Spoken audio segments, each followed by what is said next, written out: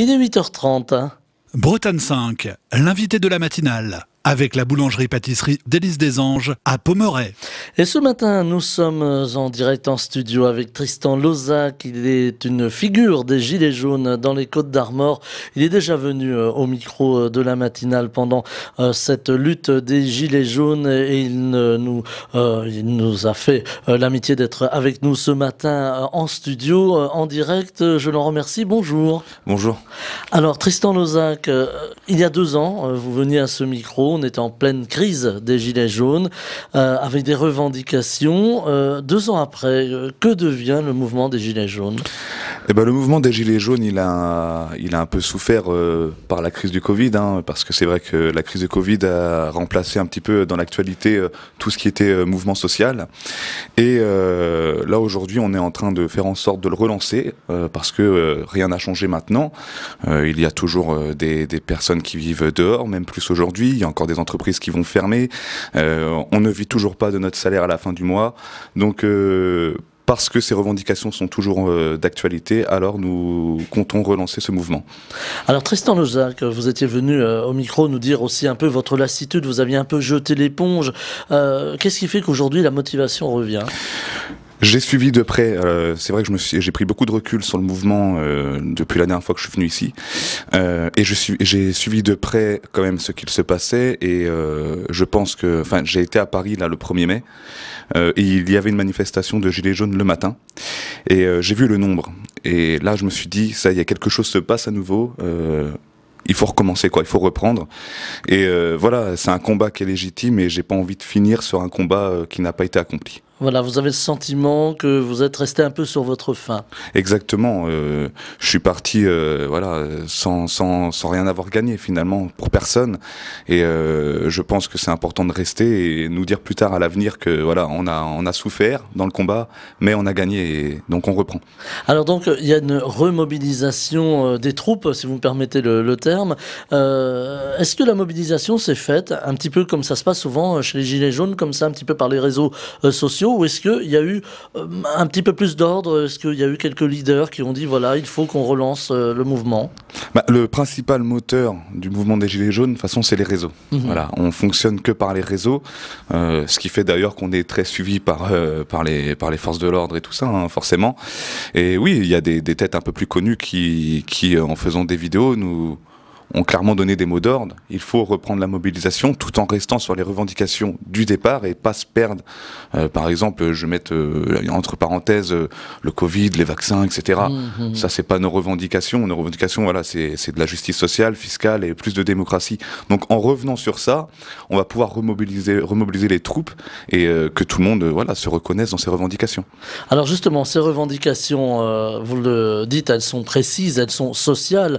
On a un petit peu affublé le mouvement des Gilets jaunes d'être un peu exalté, d'être un peu incontrôlé ou incontrôlable. Je ne sais pas si on peut employer ce terme-là.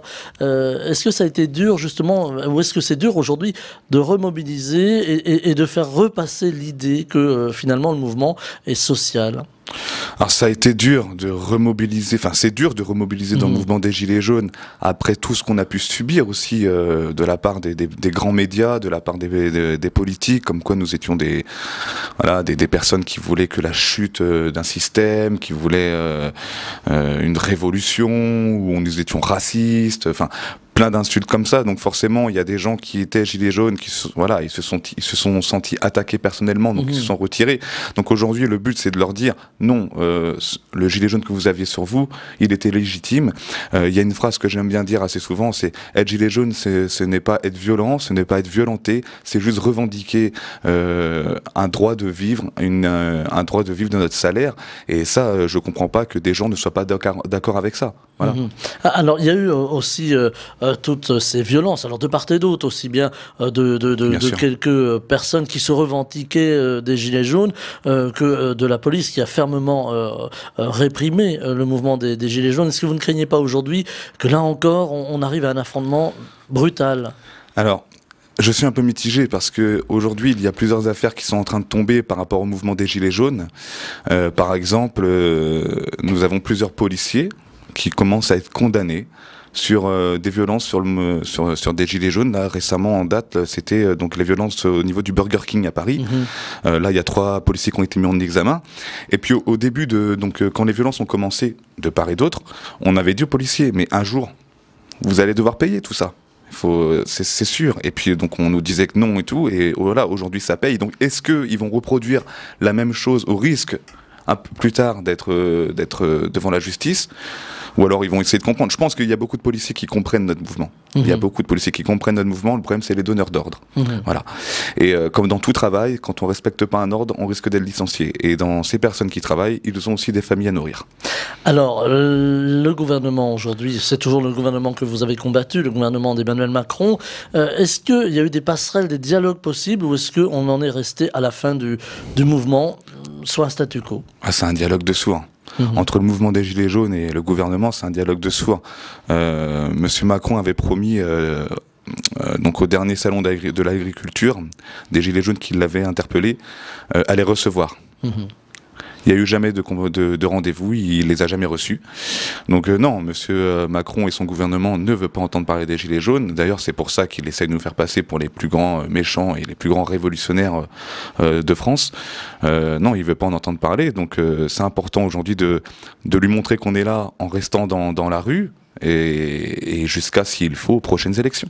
Alors justement, vous avez prononcé le mot, Tristan Lozac, élection. Là, on rentre dans une phase électorale qui va être longue, les régionales, les départementales, les 20 et 27 juin, et ensuite, on aura la séquence des législatives juste après la présidentielle. Est-ce que vous avez, alors pardonnez-moi le terme, il est peut-être un peu maladroit, calculé le fait de revenir, de réactiver le mouvement pour peser sur les décisions, sur la campagne électorale ou les campagnes électorales, ou est-ce que finalement le mouvement a redémarré sans calcul politique ? Alors, je pense qu'il y a un petit calcul derrière tout ça quand même, bien sûr. On va pas se mentir. Oui, il y a les élections qui approchent, donc il faut lui montrer qu'on est toujours là. Mais il y a aussi quelque chose d'assez important, c'est que là, monsieur Macron vient de sortir un calendrier sur le déconfinement et sur plusieurs réouvertures de certains lieux, plusieurs lieux. Donc là, il s'annonçait en tant que président des bonnes nouvelles, le bon président qui va refaire vivre donc son pays. Mais au fond, il y a une crise et c'est là qu'on doit lui montrer, attention. Vous déconfinez, c'est bien, mais derrière, il y a une crise, il y a encore des gens qui ont faim, clairement. Il y a des gens qui travaillent, qui ne vivent pas de leur salaire, il y a des gens qui finissent à la rue, il y a des gens qui vont perdre leur travail, qui vont perdre leur entreprise. Moi, j'ai aussi une pensée, par exemple, à tous ces bars et restaurants. Il y a des gens qui se sont suicidés pendant cette crise de confinement. J'ai une pensée aussi aux discothèques, qui, eux, depuis le début, sont fermés. Ils ne voient pas le bout du tunnel, on leur donne aucune perspective de réouverture. Donc voilà, il faut lui montrer qu'il y a une crise profonde, que le vase est à nouveau rempli et qu'il va falloir clairement qu'il s'en charge, quoi. Il est le président de tout le peuple français et pas que d'une partie du peuple. Alors, vous espérez aussi que le mouvement amène vers lui peut-être de nouveaux adhérents. Là, on pense, quand je dis adhérents à cette cause des Gilets jaunes. Est-ce qu'on peut imaginer que des restaurateurs, des patrons de discothèques vous rejoignent ou en tout cas vous soutiennent ? On l'espère. On a déjà eu des soutiens de bars et... Alors, on nous a dit qu'on les avait fait fermer et tout, mais bon, là aujourd'hui, on a eu pas mal de soutien quand même de la part de patrons de bars et restaurants. On a aussi un grand soutien de la part des lieux culturels.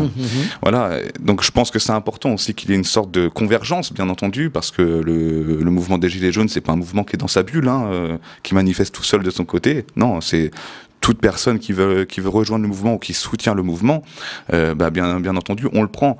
Le dernier sondage en date, là, récemment, il y a 78% des Français qui anticipent un retour du mouvement des Gilets jaunes et plus de 50% qui seraient prêts à le rejoindre ou à le soutenir.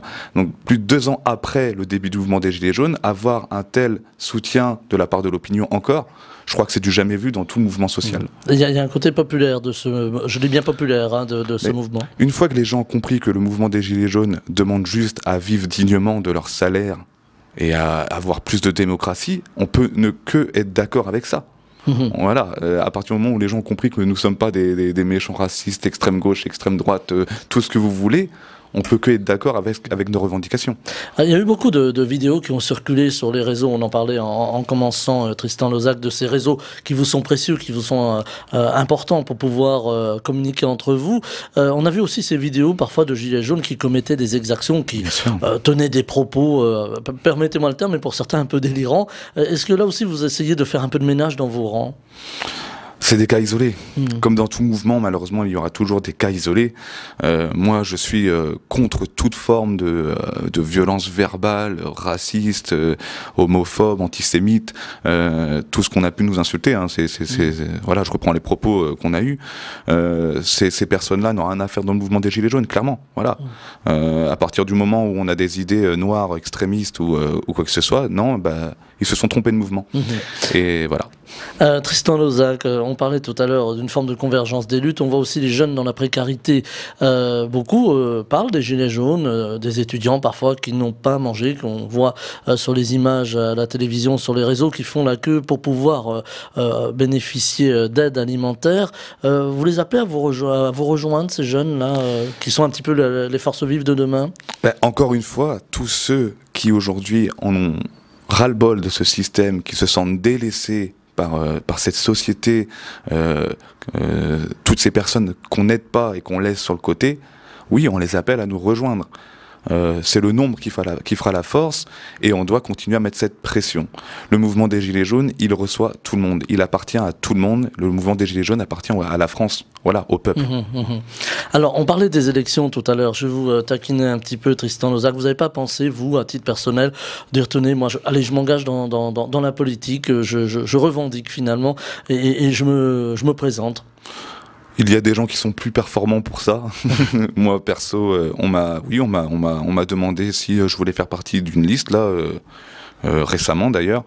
Je me sens pas prêt, clairement, de faire partie, de rentrer dans la politique. Voilà, moi, c'est un système pour l'instant que je combats parce que je suis pas d'accord du comment la politique aujourd'hui est maniée. Donc je suis pas prêt. Bon, après, qui dit peut-être dans 10, 15, 20 ans, hein, pourquoi pas. Mais pour faire évoluer ce système de l'intérieur. Voilà, oui, tout à fait. Mais je pense qu'il y a des gens qui sont bien plus performants que moi et plus connaisseurs sur certaines choses. Alors donc, les élections, on imagine qu'un tel mouvement, à la veille des élections régionales, ici en Bretagne et dans les autres régions de France, bien entendu, ça peut aussi peser dans la balance, ça peut aussi ouvrir la réflexion de certains mouvements politiques. Alors là, très bonne question. Alors là, ça peut interpeller en tout cas. Je pense. De toute façon, ça doit interpeller. Voilà, ça doit interpeller. On doit pas rester sourd. Vous avez eu des contacts à nouveau avec les politiques, le monde politique, quelques candidats peut-être, sans forcément dévoiler leur nom? Alors oui, un que j'ai tout de suite, renvoyé gentiment. C'était un de l'extrême droite, hein, clairement, et comme moi je ne suis pas du tout d'accord avec leurs idées, certains tentent, mais je reste fidèle et j'ai jamais changé mon fusil d'épaule. Pas de récupération finalement. Jamais de récupération. Le mouvement des Gilets jaunes n'appartient pas à la politique. Alors, après, il y aura la présidentielle et les législatives. Est-ce qu'il y a urgence pour votre mouvement à faire bouger les choses avant ces élections pour obtenir on peut dire obtenir des réponses à vos revendications? Alors, les élections là qui approchent, clairement, ça fait un peu peur, hein. Voilà, on peut tous se le dire, je pense. On a urgence, oui, effectivement, de se faire entendre, parce que aujourd'hui, ça fait plus de 2 ans qu'on a toujours les mêmes revendications qui ne sont pas entendues, et pendant ce temps-là, il y a de plus en plus de personnes qui sont dans la précarité. Donc oui, il y a urgence de se faire entendre, et il y a urgence aussi que les personnes qui s'engagent dans la politique, les têtes de liste de chaque parti, comprennent qu'il y a une partie de la population qui souffre et qu'il serait peut-être temps de les aider. Alors justement, sur les revendications, est-ce que, là encore, sans récupération politique, vous avez envie de demander, par exemple, aux candidats, que ce soit pour les régionales ou plus tard, les candidats à la présidentielle sur l'aspect national du mouvement, d'inscrire dans leurs promesses électorales de faire bouger les choses? Est-ce que ça peut arriver? Est-ce que vous pouvez arriver à peser là-dessus? J'espère, mais le problème c'est que bon, pour qu'il soit élu à chaque fois, c'est toujours plein de promesses. Vous voyez, enfin, je suis un peu désespéré en le disant parce que je crois plus beaucoup à la politique. Ils ont tellement promis beaucoup de choses et au final, il s'est jamais rien passé. Je vous rappelle que Monsieur Macron, il avait promis de pas toucher à la retraite. Et il l'a fait. Voilà. Donc, c'est toujours ça. C'est beaucoup de promesses pour être élu. Et une fois élu, on vote pour eux. Et puis pendant 4 ans, on n'a plus rien à dire. 4-5 ans, on n'a plus rien à dire. C'est fini. Et c'est aussi pour ça, d'ailleurs, qu'on demande plus de démocratie par le référendum d'initiative citoyenne. Quand un politicien manque à ses engagements, qu'on puisse clairement, nous, le virer. Voilà. Révoquer donc un élu qui ne ferait pas son travail. Bien entendu. Même à l'échelle régionale, par exemple, ou départementale. Mais totalement. Moi, je suis désolé. À mon travail, si je ne fais pas ce qu'on m'a demandé, ce que mon patron me demande, il est normal que je sois licencié. Et c'est pareil pour tout politicien. D'un côté, on est un petit peu aussi leur patron. On fait en sorte qu'ils soient là où ils sont. Donc ça, c'est normal que quand ils ne tiennent pas leur engagement, qu'on puisse aussi les révoquer. Alors, je le disais tout à l'heure, Tristan Lozac, en commençant, vous avez un petit peu jeté l'éponge. À un moment, vous êtes éloigné du mouvement. Vous avez beaucoup subi, on en avait parlé sur cette antenne. Quelle est votre vie depuis? Alors, sans rentrer dans des considérations personnelles. Clairement, ça va mieux que depuis la dernière fois que je suis venu quand même. J'ai retrouvé un travail, je suis en CDI, voilà, j'ai un salaire, mais bon, on aimerait tous que le salaire soit un peu plus haut quand même, parce que la vie est dure, et ça augmente, mais pas les salaires, voilà. Donc, j'oublie pas d'où je viens. C'est surtout ça, j'oublie pas d'où je viens, c'est pas parce que je travaille et que j'ai un salaire que j'oublie mes engagements personnels, et c'est aussi pour ça que je compte bien reprendre le combat, parce que si moi ça va mieux, d'autres ça va toujours pas. Est-ce que vous avez discuté le mouvement des Gilets jaunes en règle générale avec les corps intermédiaires, les syndicats par exemple? À un moment on avait senti que les syndicats avaient un peu tendu la main aux Gilets jaunes. Alors, est-ce que c'est eux qui ont tendu la main ou c'est nous qui avons tendu la main? Ou alors vous avez tendu la main et voilà. Il n'y a pas de guerre entre les syndicats. Bon, mis à part, voilà, récemment, ils ont essayé de me mettre un petit conflit entre la CGT et puis le mouvement des Gilets jaunes en disant que des personnes revendiquant du mouvement avaient commis des violences envers la CGT, etc., etc. Moi, ici, en tout cas, ça se passe très bien avec les syndicats. Écoutez, moi, la seule chose que j'espère avec les syndicats, c'est que quand ils auront obtenu les choses qu'ils veulent aussi, parce qu'on veut tous la même chose finalement. C'est pour ça que je vous posais la question. Comment se fait-il qu'il n'y a pas une forme de convergence ou de dialogue ou de lutte commune? Je pense que ça reste le même problème que le début, c'est que nous ne sommes pas organisés et eux le sont.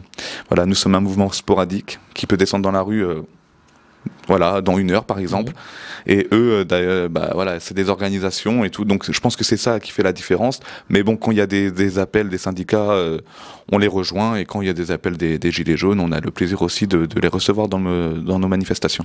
Est-ce que justement le mouvement des Gilets jaunes, Tristan Lozac, aurait pas gagné peut-être en solidité et allez, on va dire aussi au niveau des autorités, en se structurant plus, ou est-ce que le mouvement doit rester tel qu'il est?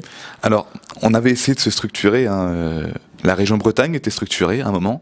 Voilà, il y avait des réunions régionales 2 fois par semaine qui organisaient les manifestations, qui organisaient les déplacements. Le problème, c'est que, par exemple, moi qui étais porte-parole du mouvement des Gilets jaunes à Saint-Brieuc, quand il y a une tête, c'est celle-ci qu'il faut faire tomber. Et j'en ai fait les frais. Voilà, j'ai été la tête du mouvement à Saint-Brieuc. Et voilà, on m'a fait tomber. Et donc, ils voulaient des leaders, ça c'est sûr. On veut des leaders dans un mouvement, mais c'est pour mieux les faire tomber derrière. Voilà, donc c'est aussi pour ça qu'on se protège en ne mettant pas de leader en tête de liste. Voilà. Voilà, mais c'est difficile, par exemple, pour des autorités, s'il n'y a pas de référent, pardonnez-moi du terme, il est un peu technique, mais de référent pour pouvoir discuter, dialoguer et peut-être apaiser aussi. Croyez-moi, ils savent qui appeler en général. Il n'y a pas de souci. Alors, quelle forme va prendre aujourd'hui le mouvement des Gilets jaunes qui se recompose, on l'aura compris?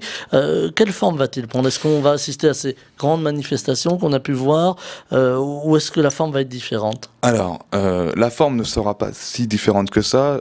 Donc, les manifestations reprendront, les rassemblements sur les ronds-points reprendront. Donc, on a on veut en fait reprendre les ronds-points tout simplement. La seule chose qu'on ne fera pas, c'est les blocages pour l'instant, parce qu'avec tout ce qui s'est passé par rapport aux entreprises, la crise de Covid, c'est vraiment pas le moment d'aller les enfoncer encore plus. Donc il n'y aura pas de blocage, en tout cas dans le département des Côtes-d'Armor, mais on reprendra les ronds-points pour bien montrer qu'on est là et nos manifestations hebdomadaires en fait. Voilà. Vous avez eu des contacts avec les autorités qui ont un petit peu changé depuis le début du mouvement est-ce que ces contacts, s'ils ont eu lieu, ont été un peu plus apaisés? Oui, oh oui, clairement. Oui. Bah, il y a 3 semaines, un mois, mon dernier contact avec les renseignements territoriaux, c'était pour une manifestation de Gilets jaunes organisée à Saint-Brieuc. D'ailleurs, on a réussi à rassembler plus d'une centaine de personnes. Ça faisait longtemps, ça. Et oui, bah, ils m'ont contacté pour connaître un petit peu voilà, l'envers du décor. Ce qui allait se produire et tout, donc et oui, ça s'est bien passé. Mais encore une fois, moi, j'ai pas eu de problème, j'ai pas de problème avec les forces de l'ordre. Je parlais en général, plus sur le mouvement lui, en lui-même. Hein. Alors, c'est compliqué parce que déjà ils ont pas le droit d'en parler en fait avec nous personnellement du mouvement, même si parfois on nous dit bon. C'est clair que ça va être pire, on n'est pas prêt. Moi j'ai un policier là qui m'a dit récemment, au moins on est sûr que vous allez encore faire entendre parler de vous, quoi. Voilà. Ils sont au courant, ils le savent très bien. Bon, maintenant on espère juste que ça se fasse pas comme au début, quoi. Voilà, le but c'est pas de nous mettre contre la police. Moi, ma revendication c'est pas être anti-policier. On a besoin de la police. Moi, je suis juste contre la police du maintien de l'ordre. Voilà, celle qui nous fait mal chaque samedi. La police du quotidien, celle qu'on appelle quand on a un problème dans notre quotidien. Elle est importante et il nous la faut. Alors, essayer d'apaiser le mouvement, de le faire repartir, d'obtenir. Est-ce que vous êtes confiant sur le fait que peut-être des choses peuvent changer aujourd'hui pour obtenir, en tout cas, gain de cause sur quelques-unes de vos revendications? Bah écoutez, il y a eu le quoi qu'il en coûte là. Le fameux quoi qu'il en coûte. Le fameux quoi qu'il en coûte. Alors qu'au début du mouvement, on nous disait qu'il n'y avait pas d'argent en France et que on pouvait pas nous aider. Et aujourd'hui, il y a eu le quoi qu'il en coûte. Sauf que le quoi qu'il en coûte, au bout d'un moment, il va bien coûter. Et il va falloir payer. Voilà, il va falloir payer. Et c'est vrai qu'on se demande sur quelle base on va devoir rembourser. Est-ce que ça va être une augmentation des taxes, par exemple la taxe carbone qui pourrait faire son retour, enfin les TVA, etc. Donc le but, c'est si on peut faire changer quelque chose, c'est que le remboursement ne se fasse pas par des augmentations de taxes ou de TVA. Nous, on n'a rien demandé à personne. Voilà, on n'a pas demandé que notre portefeuille souffre encore. Ils doivent assumer le fameux quoi qu'il en coûte. Donc c'est à eux de régler le problème et sûrement pas aux citoyens français de rembourser les certaines bêtises. Il y a eu beaucoup d'entreprises importantes qui ont fait beaucoup de bénéfices pendant cette période du Covid-19, période qui n'est pas finie, je le rappelle. On n'a pas souhaité, en tout cas le gouvernement n'a pas souhaité remettre au goût du jour, par exemple, l'impôt sur les grandes fortunes. Est-ce que vous regrettez ce choix-là, justement? Ça fait partie de nos revendications, l'impôt sur la fortune. Voilà, c'est l'ISF. C'est une revendication phare du mouvement des Gilets jaunes. C'est aussi une revendication symbolique. Voilà. Et oui, bien sûr qu'on regrette, bien sûr, parce que encore une fois, c'est qui va payer? C'est ceux qui gagnent 1250 € net par mois et qui, à la fin, au 15 du mois, ils ne peuvent plus se nourrir parce qu'ils contribueront à rembourser donc les dettes du pays. Non, ça c'est pas normal. Au bout d'un moment, je pense que il y a un gros mécontentement qui couve. Et je pense que la fin de cette pandémie, si on en voit un jour le bout du tunnel, va donner du fil à retordre au président de la République. Alors justement, vous dites il y a un grand mécontentement qui couve. Vous le percevez, ce mécontentement, même au-delà, je veux dire, du mouvement? Totalement.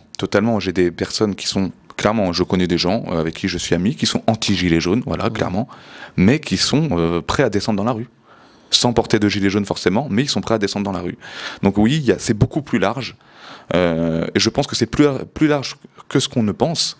Et voilà, c'est à voir par la suite. Et je pense que le gouvernement a plutôt intérêt à vite prendre les choses en main que... Comme au début du mouvement, par exemple, ils ont trop attendu et ça, du coup, on en est là aujourd'hui. Voilà, ça dure. Donc, vous avez peur que ça dégénère un jour, alors même au-delà du mouvement des Gilets jaunes?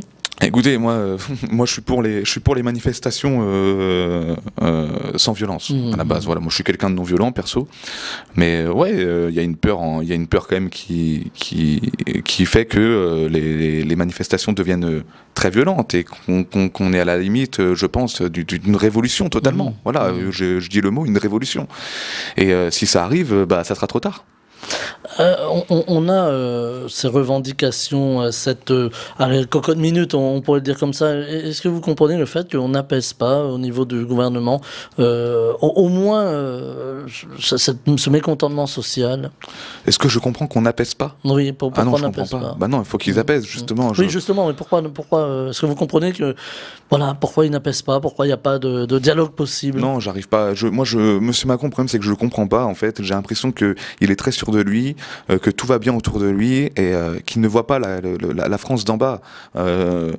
Notre ami Coluche disait, en haut de la pyramide, il y a ceux qui sont tout en haut, et quand tu regardes en bas, il y a un petit peu, voilà. Voilà, les citoyens en colère qui bouillonnent, et puis c'est ce qui est en train de se passer, et M. Macron ne le voit pas, son gouvernement non plus, ou alors il n'est pas très aidé, j'en sais rien, mais je pense qu'il faut vraiment qu'il ouvre les yeux, et que il n'y a pas que lui, de toute façon, il y a tous les politiques aujourd'hui qui doivent remonter. Ceux qui sont à l'Assemblée nationale, par exemple, qui doivent faire en sorte de dire que ça va pas du tout, et que là, ça va finir par exploser, et c'est ce qui va se passer. Tristan Lozac, un dernier mot, il nous reste quelques secondes. On parlait tout à l'heure de la récupération politique, on voit aujourd'hui donc cette séquence électorale particulière sous fond de crise de Covid-19, sous fond de crise sanitaire. On voit une montée de Rassemblement national, clairement, ici en Bretagne. Est-ce que c'est quelque chose qui a matière à vous inquiéter? J'ai posé déjà la question à plusieurs de nos intervenants ici. Bien sûr que ça m'inquiète. Alors là, ça serait, oui, ça m'inquiète. On a souvent taxé les Gilets jaunes d'être proches. Non, parce que parce que le mouvement des Gilets jaunes, comme j'ai déjà dit plusieurs fois, voilà, regarde, par exemple, je dis aujourd'hui que ça m'inquiète la montée du Rassemblement national. Il y a des Gilets jaunes qui montent en colère après moi, parce que le mouvement des Gilets jaunes, ça rassemble plein de partis politiques, voilà. Mais oui, moi je suis inquiet parce que on est en France. Voilà, c'est un pays où l'extrême droite, normalement, ne monte pas, quoi. Ils font partie du paysage politique, ça c'est sûr, mais n'est pas au point là. Mais si aujourd'hui il est au point là, pourquoi il est au point là? C'est ça la question. C'est la désespérance, c'est la désespérance. C'est la désespérance. Les gens n'ont plus confiance en la politique. Ils ont tous essayé la gauche, ils ont tous essayé la droite. Ils ont essayé M. Macron qui, à la base, est gauche-droite. Et ils se disent tous, bon bah écoutez, on va essayer l'extrême droite. Voilà, et on en est là aujourd'hui. Et je pense que les seuls responsables, c'est le gouvernement et ceux qui les ont précédés. Eh bien, Tristan Lozac, c'est sur ce constat que l'on va se quitter. Merci. Je vous remercie d'être venu jusqu'à nous dans les studios de la matinale ce matin pour nous parler de ce mouvement qui revient, mouvement des Gilets jaunes. Je rappelle que vous êtes une figure. Alors, j'ai pris le terme de figure, j'ai pas volontairement parlé de porte-parole des Gilets jaunes dans les Côtes-d'Armor, et vous êtes venu jusqu'à nous, et on va suivre évidemment ce mouvement des Gilets jaunes. Merci beaucoup, belle journée. À vous. Bretagne 5 matin, Stéphane Hamon.